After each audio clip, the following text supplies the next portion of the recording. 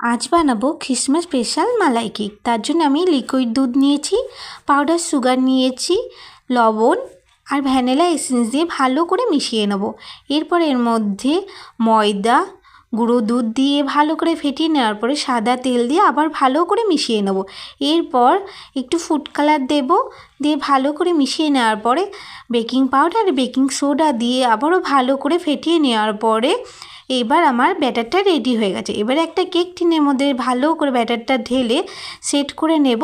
নেওয়ার পর 15 মিনিট মতন ওটিজিতে বসিয়ে রাখবো, দিলেই হয়ে যাবে। এবার আমি এটাকে নামিয়ে ঠান্ডা করতে দেবো। আর এদিকে আমি মালাইটা বানানোর জন্য কড়াইতে আগে থেকেই দুধ জাল বসিয়ে দিয়েছি। এবার এর মধ্যে এক এক করে গুঁড়ো দুধ, গুঁড়ো চিনি, কাজু কিশমিশ দিয়ে ভালো করে গাঢ় করে মালাইটা বানিয়ে নেব।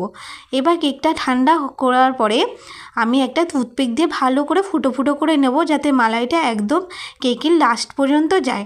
তারপরে আমি মালাইটা ভালো করে কেকের ওপর দিয়ে ছড়িয়ে দিলেই রেডি হয়ে যাবে একদম নরম তুলতুলে আজকের মালাই কেক।